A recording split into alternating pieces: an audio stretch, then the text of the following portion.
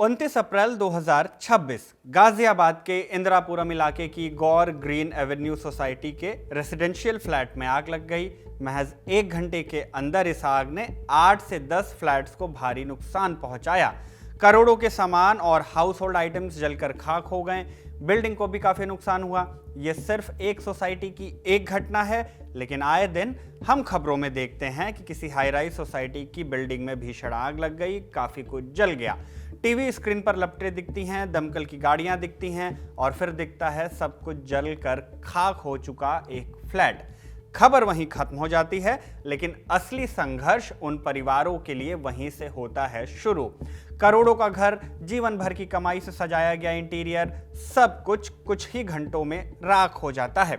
इसके बाद एक बड़ा सवाल उठता है कि अब क्या बिल्डर नया घर देगा, क्या सोसाइटी मरम्मत कराएगी, या फिर आपकी पूरी जमा पूंजी उस आग के साथ हमेशा के लिए खत्म हो गई?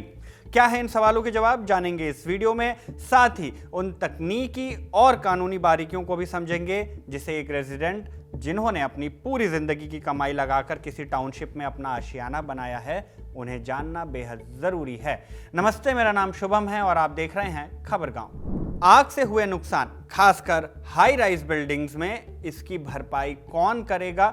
इसे समझने के लिए पहले आपको इन रेसिडेंशियल बिल्डिंग्स के बारे में कुछ बातें जाननी होंगी। किसी भी रेसिडेंशियल बिल्डिंग के बनने से लेकर रेजिडेंट्स को चाबियां सौंपने तक का पूरा प्रोसेस काफी लंबा और टेक्निकल होता है। इसमें बिल्डर को कई लीगल और सिक्योरिटी के मेजर्स को पूरा करना पड़ता है। इसमें सबसे जरूरी होता है आग और पानी से जुड़ी अनुमतियां, माने फायर एंड वाटर अप्रूवल्स। इसमें क्या होता है, बिल्डिंग का ढांचा खड़ा होने के बाद बिल्डर को स्थानीय अधिकारियों से कुछ क्लियरेंस लेनी होती है। इनमें से एक होता है फायर एनओसी, माने नो ऑब्जेक्शन सर्टिफिकेट। ये सबसे जरूरी अप्रूवल है। फायर डिपार्टमेंट आकर जांच करता है कि क्या बिल्डिंग में हाइड्रेंट, स्प्रिंकलर, फायर अलार्म और स्मोक डिटेक्टर सही से काम कर रहे हैं या नहीं। इसके बिना बिल्डिंग को रहने लायक नहीं माना जाता। जब सब कुछ स्टैंडर्ड्स के हिसाब से तैयार होता है, तब अथॉरिटी ओसी माने ऑक्यूपेंसी सर्टिफिकेट जारी करती है। इसका मतलब है कि अब बिल्डिंग कानूनी रूप से रहने के लिए सुरक्षित है। इन्हीं सर्टिफिकेट्स के साथ आती है बिल्डिंग की इंश्योरेंस। रेरा एक्ट 2017 के बाद हर बिल्डिंग का इंश्योरेंस मैंडेटरी है। अब इंश्योरेंस तो जरूरी है, लेकिन इंश्योरेंस मिलेगा, इसके लिए बिल्डिंग को कुछ शर्तें पूरी करनी जरूरी हैं। मसलन यूपी में कानूनन अगर कोई भी इमारत 15 मीटर से ज्यादा ऊंचाई की है तो उसे फायर एनओसी लेना मैंडेटरी है, इंश्योरेंस भी। लेकिन ये एनओसी और इंश्योरेंस लेगा कौन? रेरा की धाराओं में इसके भी नियम बनाए गए हैं। एक्ट की धारा 16 के तहत बिल्डर को जमीन के टाइटल और पूरी कंस्ट्रक्शन का बीमा कराना मैंडेटरी है और बिल्डर को पोजीशन देने से पहले इस बीमा के सभी प्रीमियम और चार्जेस भरने होते हैं। हालांकि पोजीशन के समय या एसोसिएशन यानी आरडब्ल्यूए बनने पर बिल्डर ये सारी जो डॉक्यूमेंट्स हैं और सारे बीमा के दस्तावेज हैं, वो सब कुछ इसी आरडब्ल्यूए को सौंप देता है, उसे ट्रांसफर कर देता है। आरडब्ल्यूए माने रेजिडेंट्स वेलफेयर एसोसिएशन। ये एक ऐसी संस्था होती है जब किसी भी हाउसिंग प्रोजेक्ट का पूरा निर्माण काम पूरा हो जाता है और लोग वहां रहने लगते हैं, तो कानूनन रेरा के तहत बिल्डर को रेजिडेंट्स की एक संस्था बनानी पड़ती है, जिसे आरडब्ल्यूए कहते हैं। सोसाइटी में क्या नियम होंगे, सिक्योरिटी कैसी होगी और कौन सा वेंडर काम करेगा, ये सब अब आरडब्ल्यूए तय करती है, बिल्डर नहीं। आरडब्ल्यूए के बनने के बाद बिल्डर को सोसाइटी के सभी कॉमन एरिया, मतलब park, club, house, lift, fund और ओरिजिनल दस्तावेज जैसे फायर एनओसी, इंश्योरेंस, आरडब्ल्यूए को ये सब कुछ भी सौंपना पड़ता है। यहाँ ये समझना भी जरूरी है कि बिल्डिंग में होने वाली किसी भी अनहोनी या फिर किसी भी मेंटेनेंस के लिए जिम्मेदारी किसकी होगी, बिल्डर की या फिर आरडब्ल्यूए की? साथ ही मेंटेनेंस का पैसा लेने का हक किसे होता है, आरडब्ल्यूए को या बिल्डर को? इस सवाल का जवाब इस बात पर निर्भर करता है कि सोसाइटी किस स्टेज पर है। मसलन शुरुआत में जब बिल्डिंग नहीं होती है और आरडब्ल्यूए का गठन नहीं हुआ होता, तब बिल्डर ही मेंटेनेंस का पैसा लेता है। आमतौर पर पोजीशन के समय बिल्डर 1 या 2 साल का एडवांस मेंटेनेंस चार्ज भी जमा कर लेता है। इस दौरान साफ सफाई, बिजली और पानी की जिम्मेदारी बिल्डर की होती है। एक बार जब आरडब्ल्यूए का गठन हो जाता है और बिल्डर हैंडओवर की प्रक्रिया पूरी कर लेता है, तब मेंबर यानी कि रेजिडेंट्स ही मेंटेनेंस का पैसा लेते हैं। बिल्डर को बचा हुआ मेंटेनेंस फंड अगर कोई हो और IFMS माने इंटरेस्ट फ्री मेंटेनेंस सिक्योरिटी का पैसा RWA के बैंक खाते में ट्रांसफर करना होता है। इसके बाद हर महीने का मेंटेनेंस चार्ज RWA तय करती है और उसे सोसाइटी के बैंक खाते में जमा किया जाता है और इसी पैसों से वो करती है मेंटेनेंस का काम। अब यहीं से शुरू होती है वो मिसअंडरस्टैंडिंग जिसका पता रेजिडेंट्स को तब लगता है जब उनके साथ कोई हादसा होता है। दरअसल ज्यादातर रेजिडेंट्स इस गलतफहमी में रहते हैं कि वो जो मोटा मेंटेनेंस चार्ज देते हैं उसमें उनके घर का इंश्योरेंस भी शामिल है, लेकिन सच थोड़ा कड़वा है। आमतौर पर आपकी रेसिडेंशियल वेलफेयर एसोसिएशन यानी RWA या जो हाउसिंग सोसाइटी है वो जो इंश्योरेंस लेती है वो केवल बिल्डिंग के ढांचे यानी स्ट्रक्चर का होता है और कॉमन एरिया का। क्या कुछ कवर होता है? सीढ़ियां, lift, corridor, club house, basement, साझा वायरिंग यानी कि जो आपका कॉमन वायरिंग है और जो बिल्डिंग का जो आउटर स्ट्रक्चर है यानी जो पिलर और दीवारें हैं वो क्या कवर नहीं होता? आपके घर के अंदर की महंगी फिटिंग्स, फर्नीचर, इलेक्ट्रॉनिक्स, गहने, कपड़े और आपका कस्टमाइज्ड इंटीरियर। आसान शब्दों में कहें तो RWA का इंश्योरेंस उस कंकाल को बचाने के लिए है जिसमें आप रहते हैं, लेकिन उस ढांचे के अंदर आपने जो कुछ भी अपनी दुनिया बसाई है उसे बचाने की जिम्मेदारी आपकी अपनी है। लेकिन इन कॉमन एरियाज में भी अगर कोई हादसा होगा तो इसकी भरपाई कौन करेगा? यह नियम और कानून की बारीकी समझना बेहद जरूरी है। इसीलिए हमने अथेना लीगल की principal associate advocate Neha Gupta से बात की। उन्होंने बताया कि आग लगने की स्थिति में नुकसान की भरपाई कौन करेगा ये 3 बातों पर निर्भर करता है। पहला, बिल्डर या डेवलपर की लायबिलिटी होगी। कब? अगर पोजीशन मिलने के एक तय समय के अंदर आग लगती है और उसकी वजह खराब कंस्ट्रक्शन या वायरिंग या घटिया काम हो तो नुकसान की भरपाई के लिए बिल्डर जिम्मेदार होगा। दूसरा, RWA मैनेजमेंट की जिम्मेदारी होती है। कब? सोसाइटी में आग के कारणों जैसे शॉर्ट सर्किट को रोकने के लिए यह सुनिश्चित करना RWA की जिम्मेदारी है कि वायर्स और केबल अच्छी स्थिति में हो। अगर जांच में पाया गया कि फायर सेफ्टी नॉर्म्स का उल्लंघन हुआ तो बिल्डिंग मैनेजमेंट या RWA को जिम्मेदार ठहराया जाएगा। उन्हें रेजिडेंट को हुए संपत्ति के नुकसान और लॉस बिलोंगिंग्स के साथ ही साथ उनकी मानसिक प्रताड़ना का मुआवजा भी देना होगा। हालांकि इसके लिए यह साबित करना जरूरी है कि हादसा सोसाइटी मैनेजमेंट की लापरवाही, फायर सेफ्टी इक्विपमेंट्स की कमी या कॉम्प्लेक्स का सही इंश्योरेंस न होने की वजह से हुआ है। तीसरा, इंश्योरेंस कवरेज का बंटवारा कैसे होगा? आमतौर पर सोसाइटी का इंश्योरेंस केवल कॉमन एरियाज के स्ट्रक्चरल रिपेयर को कवर करता है। बीमा कंपनियां क्लेम केवल तभी पास करती हैं जब नुकसान का कारण यानी कॉज ली गई पॉलिसी के नियमों के तहत कवर होता हो। वहीं घर के अंदर के निजी सामान के नुकसान की भरपाई के लिए रेजिडेंट के पास अपनी खुद की इंडिविजुअल होम इंश्योरेंस पॉलिसी होनी चाहिए।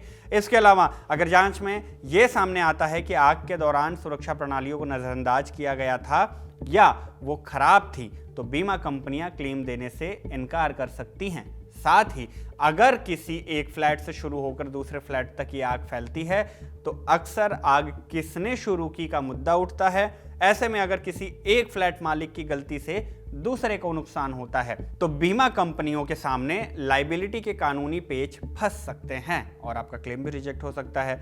अब बिल्डर हो, सोसाइटी हो या फिर बीमा कंपनियां हो, इनके बीच जवाबदेही और नुकसान की भरपाई की जिम्मेदारी की चकल्लस को समझने के लिए आप कर्नाटका रेरा का एक केस देखिए। 29 नवंबर 2025 को के रेरा ने एक ऐतिहासिक फैसला सुनाया था जो आगे आने वाले ऐसे मामलों के लिए एक नजीर बन चुका है। क्या हुआ था? बेंगलुरु का एक इलाका है कनकपुरा। यहीं एक हाउसिंग प्रोजेक्ट का कंस्ट्रक्शन 2018 में पूरा होता है, जिसके बाद बिल्डर 2 नवंबर 2019 को मेंटेनेंस का काम अपार्टमेंट ओनर एसोसिएशन यानी RWA को सौंप देता है। इसी सोसाइटी में एक क्लब हाउस भी था जिसमें लेडीज वॉशरूम के अंदर सौना बाथ की फैसिलिटी थी। इसी सौना रूम में 30 जनवरी 2024 को आग लगी। आग से काफी नुकसान हुआ। शुरुआती जांच में पता चला कि यह आग सौना के हीटर के ओवरहीटिंग की वजह से हुई। रेजिडेंट्स ने इसे लेकर आवाज उठाई, बिना किसी वकील के खुद ही केस लड़े। उन्होंने रेरा एक्ट के सेक्शन 31 के तहत शिकायत की कि बिल्डर क्लब हाउस की मरम्मत कराए और सेक्शन 16 के तहत जो भी अनिवार्य इंश्योरेंस की कॉपी है वो उन्हें सौंपे, लेकिन बिल्डर ने मुआवजा देने से कर दिया मना। बिल्डर का कहना था कि मेंटेनेंस 2019 में ही हैंडओवर कर दिया गया था, इसलिए अब उसकी कोई जिम्मेदारी नहीं है। बिल्डर ने अपनी बात को पुख्ता करने के लिए आग लगने के बाद जो जांच हुई उसकी कॉपी पेश की। इस कॉपी में दावा किया गया था कि आग किसी कंस्ट्रक्शन डिफेक्ट की वजह से नहीं हुई, हीटर के ओवरहीटिंग के कारण हुई थी। दोनों पक्षों की तरफ से खूब दलीलें पेश हुई। के रेरा ने सारे पक्ष सुने और एक एनालिसिस के बाद 29 नवंबर 2025 को अपना फैसला सुनाया। अथॉरिटी ने आदेश दिया और 3 बड़ी बातें कही। पहला, मेंटेनेंस पर बिल्डर को राहत मिली, जिसमें के रेरा ने माना कि आग लगने की वजह कोई स्ट्रक्चरल या इलेक्ट्रिकल डिफेक्ट नहीं, चूंकि मेंटेनेंस पहले ही ट्रांसफर हो चुका था, इसलिए रोजमर्रा के रखरखाव के लिए बिल्डर जिम्मेदार नहीं है। सेक्शन 16 यानी अनिवार्य बीमा को लेकर भी आदेश दिया गया। यहां केस पूरी तरह बदल गया। रेरा ने कहा कि रेरा एक्ट का सेक्शन 16 बिल्डर पर यह स्टैट्यूटरी ऑब्लिगेशंस डालता है कि वो पूरे प्रोजेक्ट का इंश्योरेंस कराए, प्रीमियम भरे और उसे आरडब्ल्यूए को ट्रांसफर करे। ये जिम्मेदारी इस बात से बिल्कुल अलग है कि मेंटेनेंस कौन देख रहा है।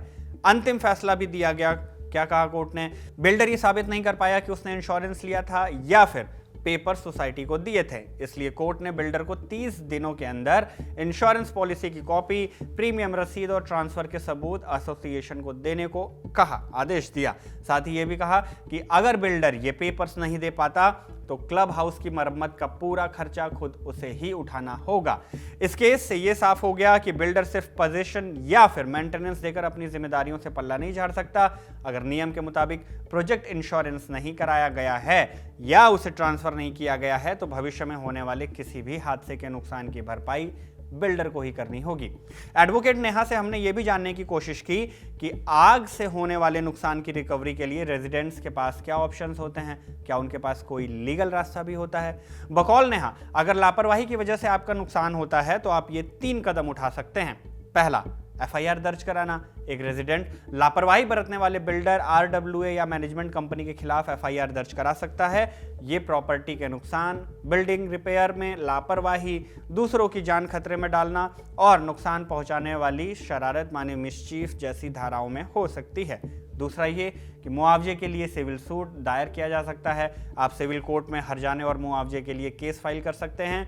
ये उन लोगों के खिलाफ होता है जिनकी जिम्मेदारी सोसाइटी की सेफ्टी, सिक्योरिटी और रख रखाव सुनिश्चित करने की थी, लेकिन उनकी लापरवाही से आपका नुकसान हुआ। तीसरा, कंज्यूमर कंप्लेंट। आप अलग अलग कंज्यूमर फोरम में शिकायत दर्ज कर सकते हैं। चूंकि आप मेंटेनेंस देते हैं इसलिए आप एक कंज्यूमर हैं। अगर मैनेजमेंट ने सुरक्षा और मेंटेनेंस देने में कोताही की तो आप अपने प्रॉपर्टी और सामान के नुकसान की भरपाई के लिए क्लेम कर सकते हैं। हालांकि यहां भी एक बात निर्णायक की भूमिका में है, कॉज ऑफ फायर माने आग लगने की वजह।